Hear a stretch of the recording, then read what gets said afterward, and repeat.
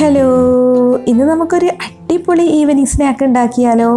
Beetroot cutlet. നമ്മുടെ വീട്ടിൽ ബീട്രൂട്ടൊക്കെ ബാക്കി ഉണ്ടെന്നുണ്ടെങ്കിൽ വളരെ പെട്ടെന്ന് ഉണ്ടാക്കാൻ പറ്റുന്ന നല്ല അടിപൊളി ടേസ്റ്റിലുള്ളൊരു കട്ട്ലറ്റാണ് കേട്ടോ ബീട്രൂട്ട് കട്ട്ലറ്റ്. അപ്പോൾ കട്ട്ലറ്റ് ഉണ്ടാക്കാൻ വേണ്ടിയിട്ട് ഇപ്പോൾ ഞാനിവിടെ ഒരു വലിയ ബീട്രൂട്ട് ഗ്രേറ്റ് ചെയ്താണ് എടുത്തിട്ടുള്ളത്. ചെറിയ ഗ്രേറ്ററിലാണ് കേട്ടോ ഗ്രേറ്റ് ചെയ്തെടുത്തിട്ടുള്ളത്. ബീട്രൂട്ട് ചെറുതായിട്ട് ഗ്രേറ്റ് ചെയ്തിട്ട് വേണം കേട്ടോ എടുക്കാൻ. ഇനി ഇതിലേക്ക് 3 ചെറിയ പൊട്ടറ്റോ ബോയിൽ ചെയ്തതിന് ശേഷം ഉടച്ചിട്ടാണ് ചേർക്കുന്നത്. പിന്നെ ഒരു സവാളയുടെ പകുതി ചെറുതായിട്ട് കൊത്തി അരിഞ്ഞിട്ടാണ് ചേർക്കുന്നത്. പിന്നെ നമുക്കിതിലേക്ക് ചേർക്കാനുള്ളത് ഒരു ചെറിയ കഷ്ണം ഇഞ്ചി ഇതുപോലെ കട്ട് ചെയ്തത്, പിന്നെ 2 അല്ലി വെളുത്തുള്ളി ചെറുതായിട്ട് കട്ട് ചെയ്തത്. നിങ്ങൾക്ക് വേണമെന്നുണ്ടെങ്കിൽ വെളുത്തുള്ളി ഇഞ്ചി പേസ്റ്റ് 1 ടീസ്പൂൺ വേണമെങ്കിൽ ചേർക്കാം കേട്ടോ. പിന്നെ ഒരു പച്ചമുളകും ഇതുപോലെ കട്ട് ചെയ്തതും കൂടെ ചേർക്കുന്നുണ്ട്. ഇനി 2 ടേബിൾ സ്പൂൺ മല്ലിയില ചെറുതായിട്ട് കട്ട് ചെയ്തതാണ് ചേർക്കേണ്ടത്. പിന്നെ ആവശ്യത്തിന് ഉപ്പിട്ട് കൊടുക്കാം. പിന്നെ ഒരു 1/4 ടീസ്പൂൺ മഞ്ഞൾപ്പൊടി, 1 ടേബിൾ സ്പൂൺ മുളക് പൊടിയും ചേർക്കുന്നുണ്ട്. പിന്നെ നല്ലൊരു ഫ്ലേവറിന് വേണ്ടിയിട്ട് 1/4 ടീസ്പൂൺ ഗരം മസാലയും പിന്നെ ചാട്ട് മസാല ഉണ്ടെന്നുണ്ടെങ്കിൽ അതൊരു 2 ടീസ്പൂണും കൂടെ ചേർത്തോളൂ കേട്ടോ. അപ്പോൾ നല്ലൊരു ഫ്ലേവറാണ്. ഇനിയിപ്പോൾ ഇല്ലാന്നുണ്ടെങ്കിൽ ചേർക്കേണ്ട ആവശ്യമൊന്നുമില്ല. ഇനി ഇതെല്ലാം കൂടി നന്നായിട്ടൊന്ന് മിക്സ് ചെയ്തെടുക്കുക. അപ്പോൾ ഇതൊക്കെ ഇപ്പോൾ ഞാനിവിടെ നല്ല പോലെ മിക്സ് ചെയ്തെടുത്തിട്ടുണ്ട്. കണ്ടോ, ബീട്രൂട്ടൊക്കെ ചേർത്തുകൊണ്ട് നല്ലൊരു കളർ കിട്ടിയിട്ടുണ്ട്. ഇനി ഇതിൽ നിന്ന് കുറേശ്ശെ എടുത്തിട്ട് ആദ്യം ബോൾസിൻ്റെ ഷേപ്പിലാക്കി ഉരുട്ടിയെടുക്കുക. അതിനുശേഷം നമ്മുടെ കയ്യിൽ വെച്ചിട്ട് ഇതുപോലെ ഒന്ന് പരത്തിയിട്ട് കട്ട്ലറ്റിൻ്റെ ഷേപ്പാക്കി എടുത്താൽ മതി. നമുക്ക് ഏത് സൈസിലാണോ കട്ട്ലറ്റ് വേണ്ടത് അതിനനുസരിച്ചിട്ട് വേണം നമ്മൾ ബോൾസ് ഉണ്ടാക്കിയെടുക്കാൻ. അപ്പോൾ ഞാനെല്ലാം ഇതുപോലെ കട്ട്ലറ്റ് ആക്കി എടുത്തിട്ടുണ്ട്.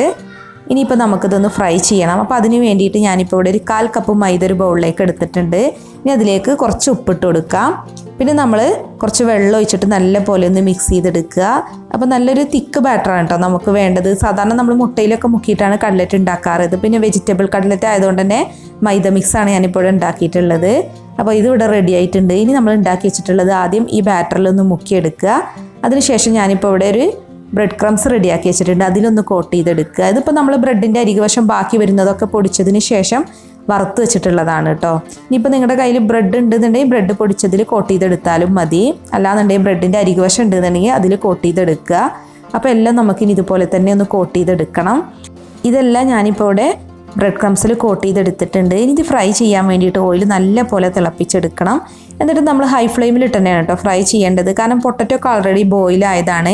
പിന്നെ ബീട്രൂട്ട് നമ്മൾ ചെറുതായിട്ടല്ലേ ഗ്രേറ്റ് ചെയ്തെടുത്തത്, അതുകൊണ്ട് തന്നെ പെട്ടെന്ന് കുക്കായിട്ട് കിട്ടും.